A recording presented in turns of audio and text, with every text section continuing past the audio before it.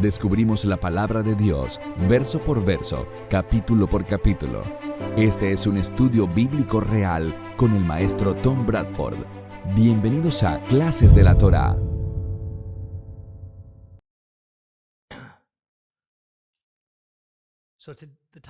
El título de la lección de hoy es Dile adiós a la conversión. Y tal vez un título alternativo para esta lección que ayudaría a explicar de qué se trata sería Salvación sí, conversión no. El punto de partida para la lección de hoy es establecer algo muy básico. Las palabras tienen significado. Y las palabras pueden crear imágenes mentales subconscientes que se prestan para que hagamos suposiciones o saquemos conclusiones sobre lo que hemos leído o escuchado, a menudo sin ser conscientes de ello. Y aunque no sé qué haríamos sin la palabra escrita de Dios, por otro lado, a menos que uno esté versado en los idiomas originales, lo que todos leemos son traducciones. Y toda traducción, por definición, es un texto editado. En el caso, por ejemplo, de las Biblias en inglés, muchas de las traducciones ni siquiera se han hecho directamente del hebreo o del griego original. Dependiendo de la versión de la Biblia, la ruta de traducción podría ir del hebreo al griego, del griego al latín y luego del latín al inglés. ¿Qué podría salir mal? En mis años de investigación de escritos antiguos y modernos, desde los grandes sabios hasta los académicos contemporáneos, sobre diversos temas bíblicos y personajes de la Biblia, he notado que es común que los escritores, que en su mayoría eran gentiles y cristianos, emplearan palabras que eran familiares para su audiencia, en cualquier época o cultura en la que vivieran. Y puesto que sus audiencias eran casi siempre gentiles y cristianas, usaban un lenguaje que yo llamo dialecto cristiano. Y en mis años de estudio, he aprendido que las palabras y el lenguaje son herramientas poderosas y necesarias para que exista la civilización. Estas pueden comunicar belleza y verdad, pero también pueden comunicar oscuridad y mentira.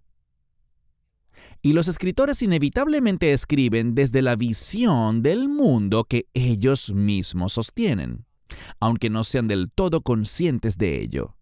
Asimismo, los lectores leen desde su propia visión del mundo, incluso si no son plenamente conscientes de ello. De hecho, la cultura y el idioma están entrelazados de manera tan orgánica que hay ideas y conceptos que son exclusivos de ciertas culturas.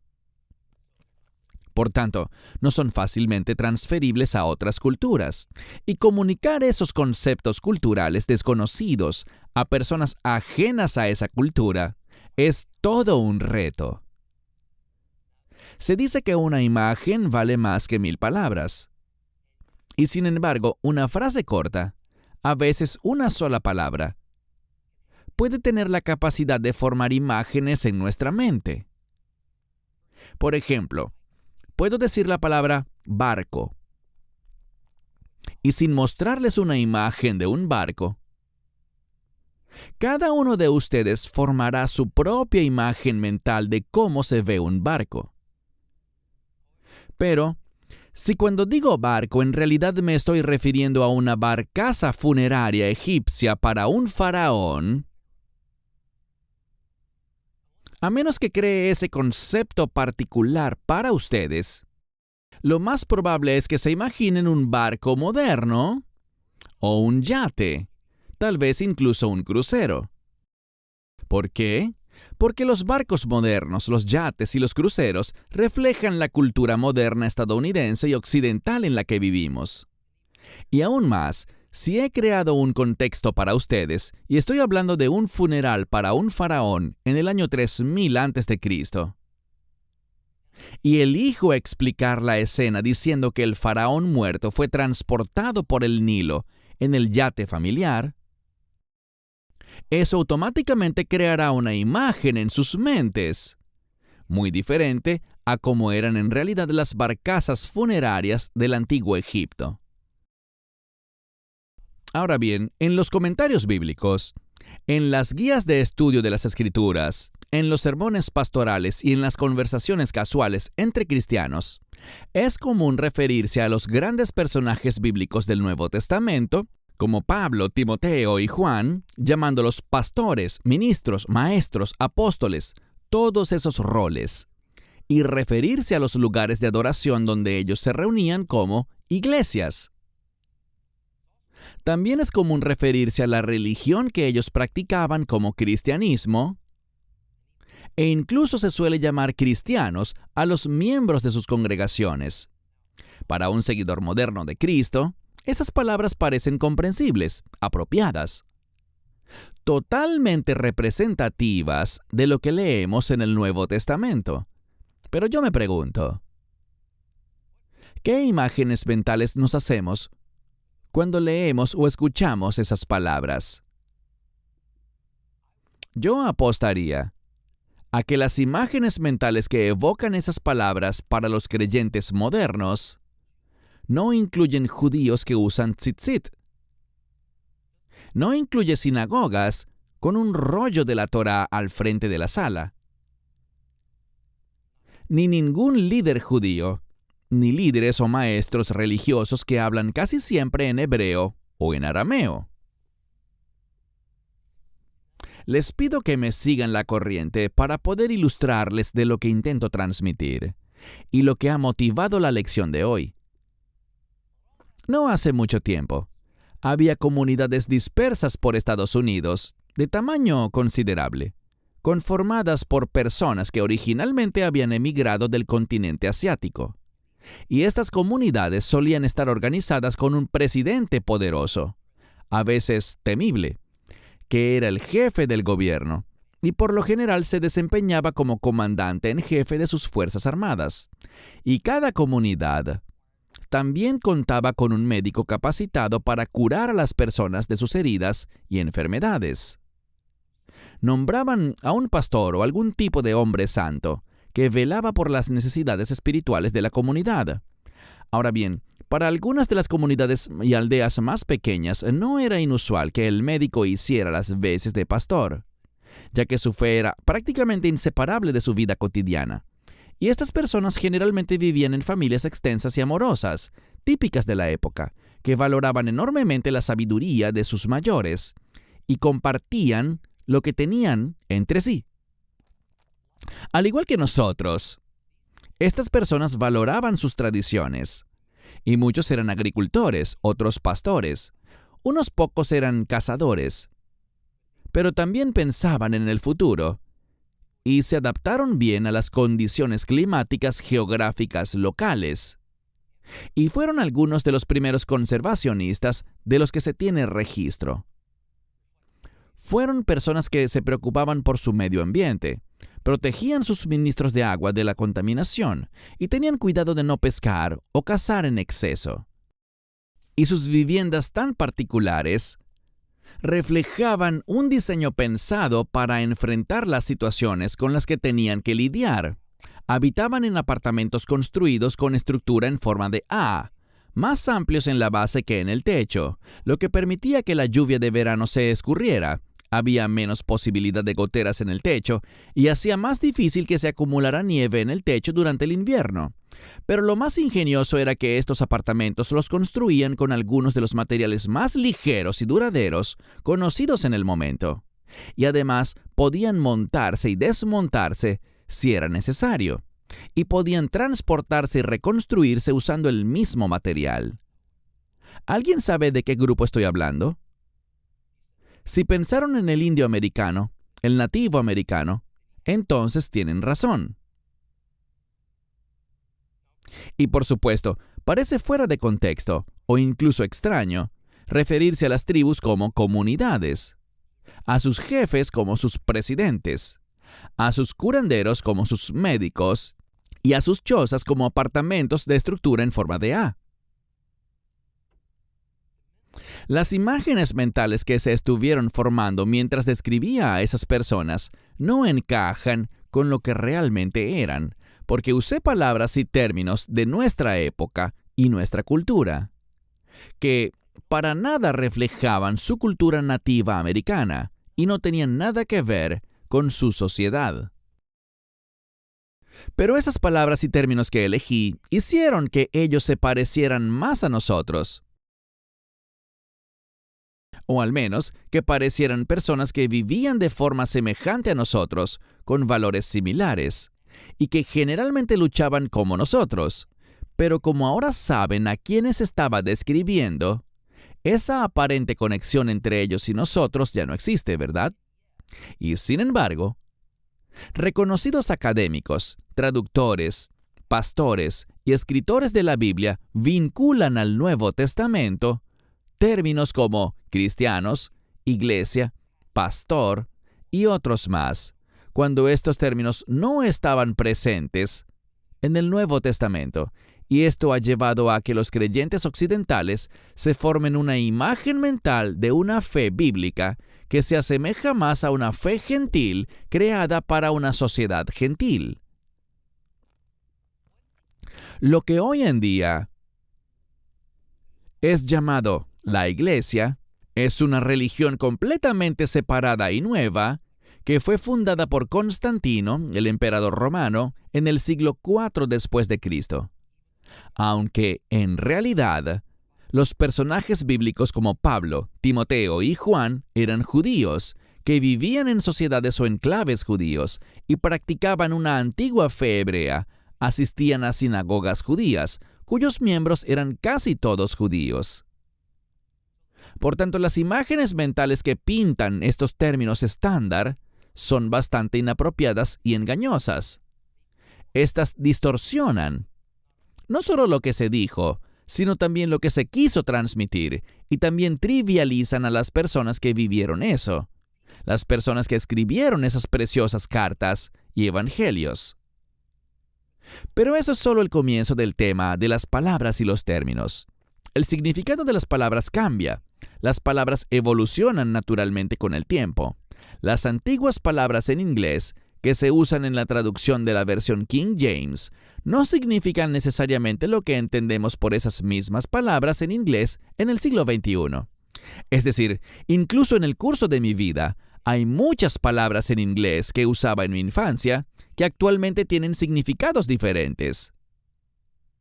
Y hoy existen palabras en inglés que no existían cuando yo era joven. Por tanto, los que han seguido el ministerio Clases de la Torá a lo largo de los años, saben que uno de nuestros principios básicos es que debemos tratar de entender lo que esas palabras escritas en la Biblia significaban para los autores y para las personas a las que esos autores dirigían sus palabras, en su época, en su antiguo entorno cultural del Medio Oriente. Esa reconstrucción histórica es crucial para extraer el significado adecuado de las palabras que leemos en las Escrituras. Y si no tenemos interés en estar abiertos a entender lo que Dios realmente quiere decirnos en su palabra, entonces podemos continuar alegremente y aceptar afirmaciones sostenidas por mucho tiempo que nos agradan y que, en cierto modo, no están muy lejos de ser propaganda.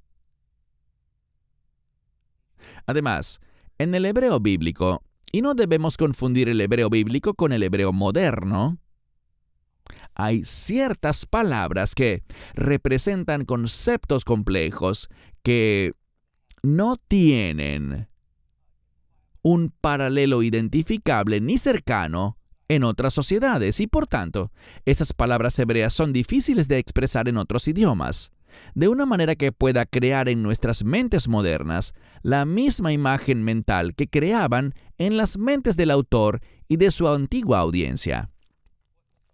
También debemos admitir que algunos de esos antiguos conceptos hebreos han sido trágicamente malinterpretados y a veces han sido tergiversados a propósito. Y así, terminan siendo mal traducidos a palabras en inglés que nos dan una impresión equivocada de su intención. Como resultado, surgen doctrinas que nos envían precipitadamente en la dirección equivocada. Pero ciertamente, hay algunas palabras bíblicas que tienen más impacto que otras en cuanto a teología, doctrinas y filosofía.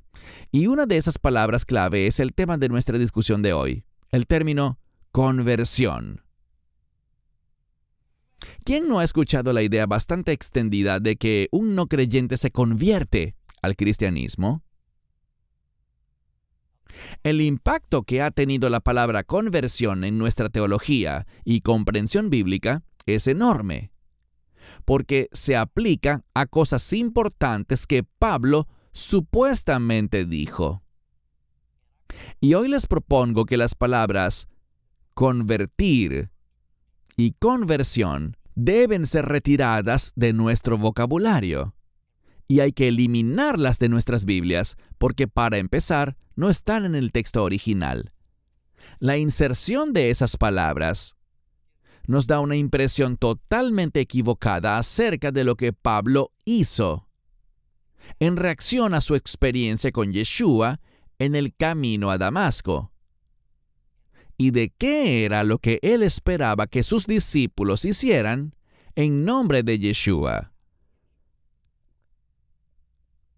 Los eruditos cristianos tradicionales de los últimos siglos han concluido que la primera generación de creyentes, esa comunidad de creyentes, durante y justo después de los días de Yeshua, ya se había convertido en una religión distinta que estaba separada de la fe hebrea bíblica.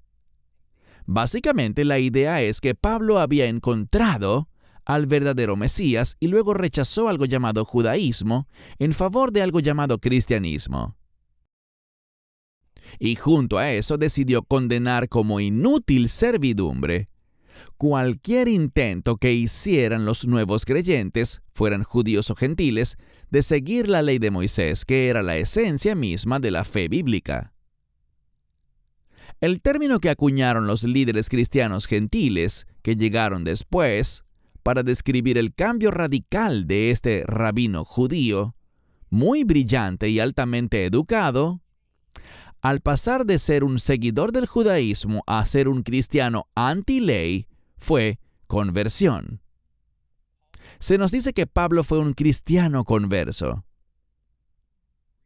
Incluso se nos dice a veces que Cristo fue el primer cristiano. Pero, ¿qué significa convertirse? A. D. Nock, el profesor de religión de Cambridge, en Inglaterra, dice que la conversión significa un cambio grande y deliberado que implica que lo viejo estaba equivocado y lo nuevo es correcto. Y de hecho, esa definición es el punto decisivo que usan ciertas doctrinas cristianas para probar que Pablo decidió que su fe hebrea, que obedecía a la Torá, estaba equivocada. Y su adopción de esa nueva religión llamada cristianismo, una religión que abolió la Torá de Dios, era lo correcto. A mediados de la década de 1970, un valiente académico bíblico que era profesor de la Escuela de Divinidad de Harvard, llamado Krister Stendhal, instó a sus compañeros eruditos a abandonar el término conversión y en su lugar usar la palabra llamado. Simplemente así, llamado. Su argumento era que la palabra llamado le transmite con mayor precisión a la mente moderna lo que era verdad para Pablo. Y es que Pablo no se veía a sí mismo como alguien que había abandonado el judaísmo o a su fe hebrea, ni como alguien que abandonó la ley y la Torá. La palabra llamado suavizaba el contraste entre ese tipo de judaísmo que Pablo había estado practicando y este movimiento nuevo creciente que ponía a Yeshua de Nazaret en el centro, por ser el Mesías que los hebreos habían estado esperando. En otras palabras, según Stendhal, lo que Pablo llegó a practicar después de su experiencia con Cristo en el camino a Damasco fue un tipo de judaísmo y no una nueva religión antijudaísmo, ni anti-ley, ni antijudía. Por supuesto, hubo mucho rechazo por parte de la comunidad académica cristiana tradicional que quería que se agudizara el contraste entre el judaísmo basado en la Torá y el nuevo cristianismo. Así que insistieron en mantener una ruptura completa entre el judaísmo y el cristianismo. Además, muchos de estos académicos dicen que las palabras de la Biblia son tan misteriosas y sobrenaturales en sí mismas que el significado de las palabras originales evoluciona continuamente para corresponderse con cualquier nuevo significado que el paso del tiempo y las transformaciones de la cultura pueda producir. Así que para ellos, sea lo que sea que esos términos bíblicos hayan significado hace eones, o lo que sea que el autor de ese libro bíblico haya querido decir en el año 1000 a.C. o 50 después de Cristo, simplemente ya no importa. Para estos académicos cristianos, el verdadero significado de las palabras de la Biblia es cualquiera que sea el significado para nosotros en tiempos modernos. En las sociedades modernas, con el vocabulario moderno, y se transforma y remodela en diversas circunstancias. De hecho, cada persona puede tener su propia verdad, siempre y cuando crea en Jesús como Señor y Salvador. Ahora bien, esa posición no solo es profundamente preocupante a primera vista, sino que convierte a las Sagradas Escrituras en un documento vivo en constante cambio, en constante evolución, y los únicos límites son la imaginación de la mente humana y las circunstancias de la vida y la sociedad. La sociedad moderna demanda que la Biblia apoye sus últimos deseos y filosofías, o, si no, dejarán la denominación de la que han sido parte para buscar otra que valide sus deseos. Tal posición necesariamente implica que no hay una verdad externa o absoluta y que no hay principios fundamentales inmutables. Y, por tanto, el concepto de que los cristianos aún deban guiarse por un conjunto de leyes y mandamientos divinos que existía desde los días de Moisés es un punto de vista que es atrasado e ignorante, y no es aceptable. Y este proceso de pensamiento se basa esencialmente en la noción cristiana de la palabra conversión. Una palabra pequeña con una idea muy grande detrás. Y esa idea es que Pablo se convirtió de una fe hebrea bíblica al cristianismo. Dejó atrás lo que estaba equivocado y acogió lo que estaba correcto.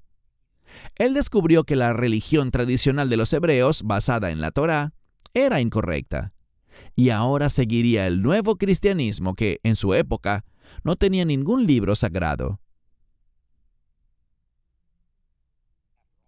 Al fin y al cabo, es un hecho histórico que no hubo tal cosa como un Nuevo Testamento hasta alrededor del año 200 después de Cristo, unos 150 años después de la época de Pablo. E incluso entonces aún no había sido canonizado, pues no se volvió un texto autoritario hasta finales del siglo IV después de Cristo. Entonces, si Pablo, el nuevo cristiano, ahora negaba la validez de la Torá y los profetas y no había Nuevo Testamento en su tiempo, y no lo habría durante la mayor parte de 2 siglos, ¿qué escrituras consultaba Pablo? Según esa línea de razonamiento, la conclusión es que no habría tenido ninguna. No habría escrituras sagradas válidas en lo absoluto. Y esto prueba una vez más lo absurdo que es la doctrina que afirma que cuando Pablo aceptó a Yeshua como su Mesías, se convirtió del judaísmo al cristianismo y dejó uno por el otro. ¿Ven a dónde voy con esto? Si Pablo no había dejado el judaísmo, entonces ¿por qué siguió yendo al templo de Jerusalén a hacer sacrificios allí? ¿Por qué siguió participando en los rituales devotos de primero dejar crecer el cabello y luego cortarlo, y ofrecerlo en el templo al concluir los términos del voto? ¿Por qué siguió participando en las fiestas bíblicas ordenadas en Levítico? ¿Es porque él estaba confundido? ¿O tal vez es porque era un hipócrita? ¿O seguía evolucionando y alejándose de su judaísmo a un ritmo controlado? Y más allá de Pablo, ¿cómo categorizamos los dos grupos que siempre son descritos como los conversos de Pablo? Un grupo son los judíos que han estado practicando el judaísmo y el otro, los gentiles que practicaban algún tipo de religión pagana. A primera vista ciertamente parecería correcto decir que los gentiles hicieron un movimiento brusco de un extremo al otro, de la adoración de sus dioses e ídolos paganos tradicionales a la adoración del Dios de Israel. Esta es la razón por la que el término convertir sigue siendo inapropiado y engañoso, incluso en esa situación. Según la cosmovisión de Pablo, y les pido que presten atención a esto, según la cosmovisión de Pablo, que era representativa de la cosmovisión judía general, el mundo consistía en dos comunidades religiosas, la de Israel y la de todos los demás, que eran llamados las naciones, los goyim, en las escrituras hebreas. El término bíblico común que se usaba para todos los demás es gentiles. Entonces los judíos hicieron una distinción entre gentiles y gentiles paganos. No lo hicieron. Ese tipo de pensamiento no está presente durante la era de Pablo. Para ellos, la cultura, la etnia y su Dios y su religión eran una misma cosa. Si eras israelita, automáticamente eras un adorador del Dios de Israel. Si eras gentil, automáticamente estabas adorando a algún otro Dios. Fin de la historia. Por tanto, en el libro de Gálatas capítulo 5, Pablo habla en contra de otros misioneros creyentes, que les estaban diciendo a los gentiles de ese lugar que si ellos se hacían una circuncisión judía, entonces serían responsables de guardar toda la ley, es decir, la Torá, y además todo el cuerpo de tradiciones que todos los judíos nacionales seguían. En otras palabras, al hacerse la circuncisión y aceptar vivir un estilo de vida completamente judío, ese gentil se había convertido. Era literalmente un cambio legal, religioso y gubernamental de su identidad y su afiliación religiosa, de gentil a judío. Y sorpresa, Pablo estaba en contra de eso. Él estaba en contra del concepto de conversión. Él no quería que los gentiles dejaran de ser gentiles para convertirse en judíos de nacionalidad. Los gentiles que lo seguían debían seguir siendo gentiles. Es cierto que debían dejar de adorar a sus dioses paganos e inclinarse solo ante el Dios de Israel, pero no debían convertirse. El cristianismo ha llamado a esos misioneros cristianos, de quienes Pablo estaba en contra, como judaizantes. Así que en la mente de Pablo, los únicos verdaderos conversos eran los gentiles que pasaban a ser judíos nacionalizados. Y en eso era que insistían los misioneros judaizantes. Lo diré de nuevo. En los días de Pablo, ya sea que fueras del mundo gentil o del mundo judío, convertirte significaba que un judío se convirtiera en un gentil o que un gentil se convirtiera en judío. Eso es lo que significaba. No había término medio. Y esa conversión era total y absoluta. No solo involucraba su religión, sino también su nacionalidad. El problema de usar la palabra convertir o conversión es que ésta confunde y caracteriza erróneamente la situación que se describe en la Biblia.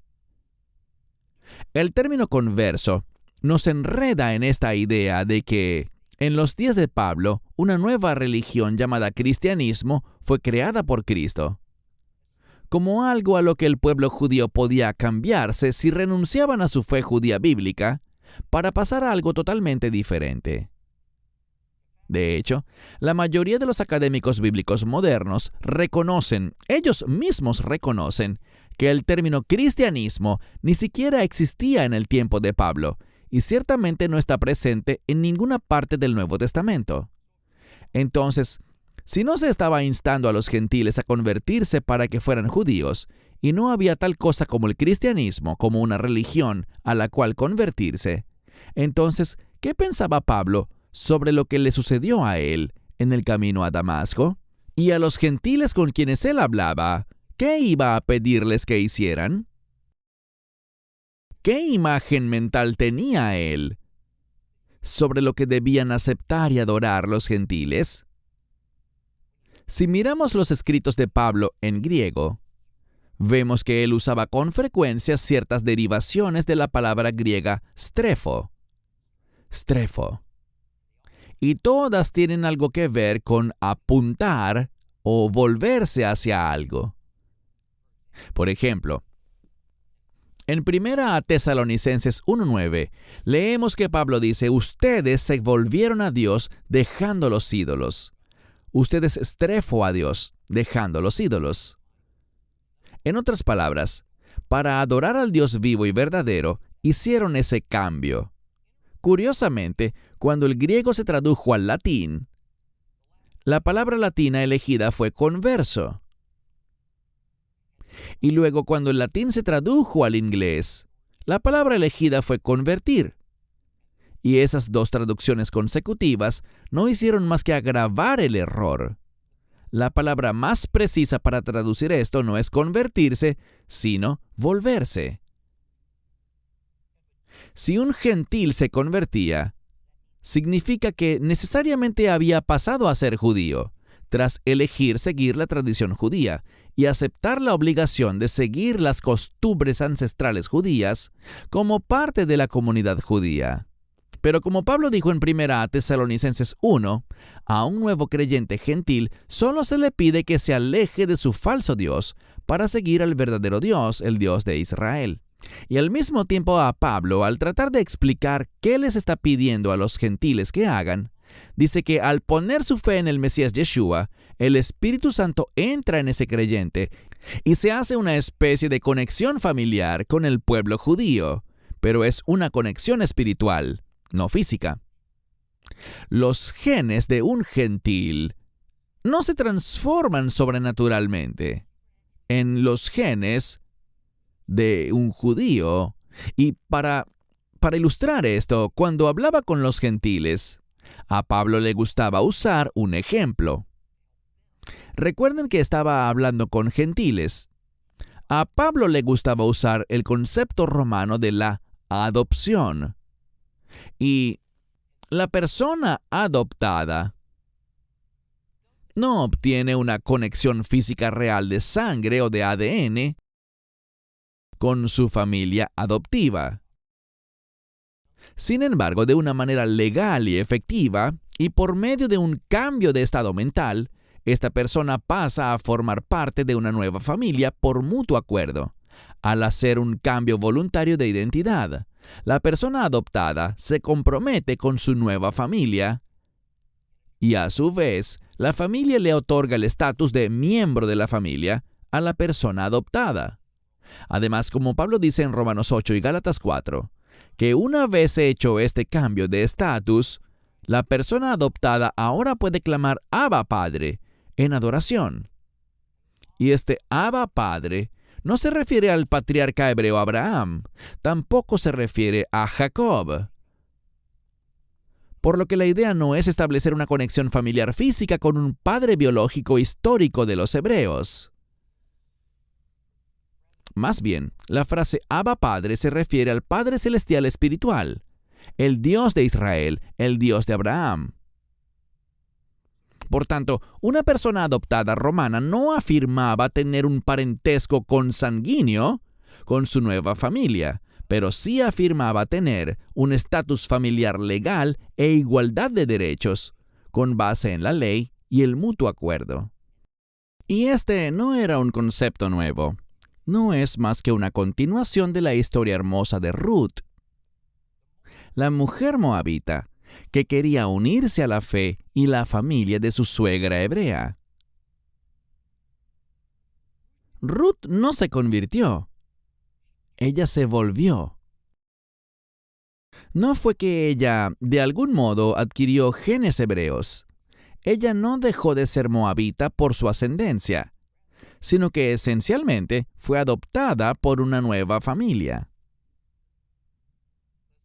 Así es como debemos ver lo que le sucedió a Pablo en el camino a Damasco, y es lo que Pablo esperaba de los gentiles a los que evangelizó. Él esperaba que ellos se volvieran al Dios verdadero y dejaran sus dioses falsos. Esperaba que se vieran a sí mismos como adoptados espiritualmente en la familia de los hebreos, pero no como israelitas de carne y hueso, o como judíos, que es como se llaman ahora.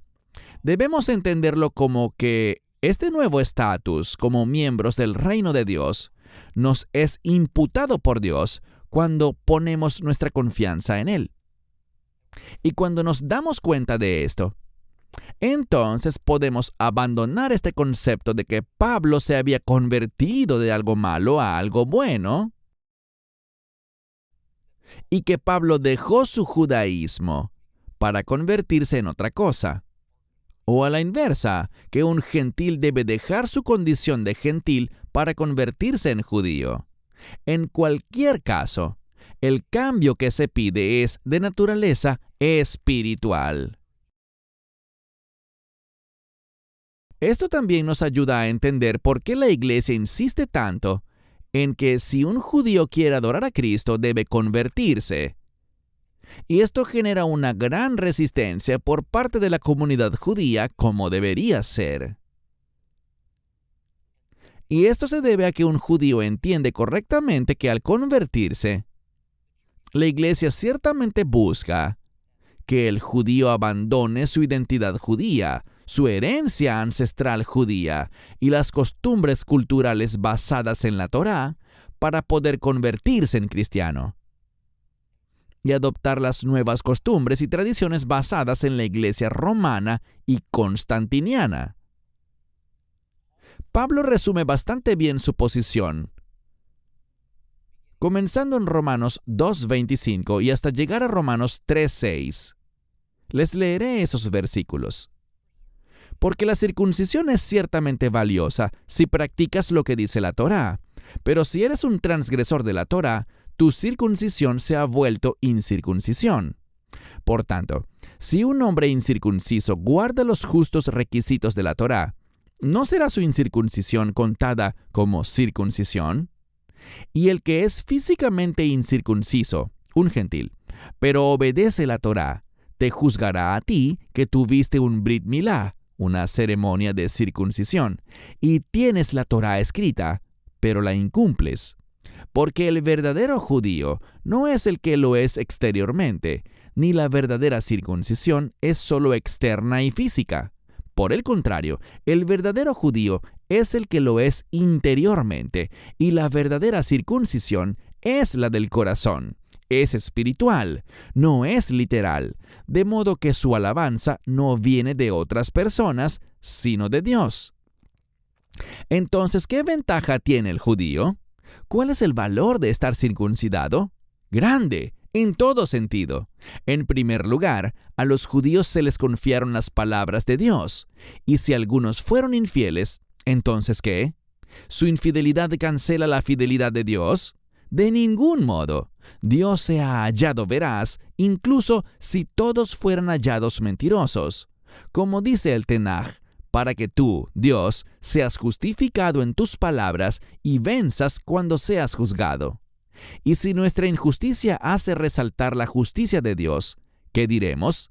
¿Que Dios es injusto al infligir su ira sobre nosotros? Hablo aquí como la gente comúnmente lo hace. De ningún modo, pues de otra manera, ¿cómo juzgaría Dios al mundo? Yo les pido, entonces, que eliminen el término convertir o conversión de su vocabulario como creyentes y en su lugar comiencen a usar el término volverse en sus palabras y en sus pensamientos. Ustedes no se convirtieron, ustedes se volvieron. Porque eso está más cerca de lo que hizo Pablo. Eso es lo que él exigía a esos gentiles y judíos. Él también tomó las buenas noticias. Las palabras tienen significado, un significado poderoso. Así que usemos esas palabras correctamente para que la verdad pueda salir y el reino de Dios pueda llenarse con todos los que llamen a Yeshua Señor y Salvador, en lugar de continuar levantando barreras que Jehova nunca tuvo la intención de poner. Para más enseñanzas de un estudio bíblico real, redescubriendo la palabra de Dios con Tom Bradford, visite torahclass.com o descargue la aplicación móvil de Torah Class.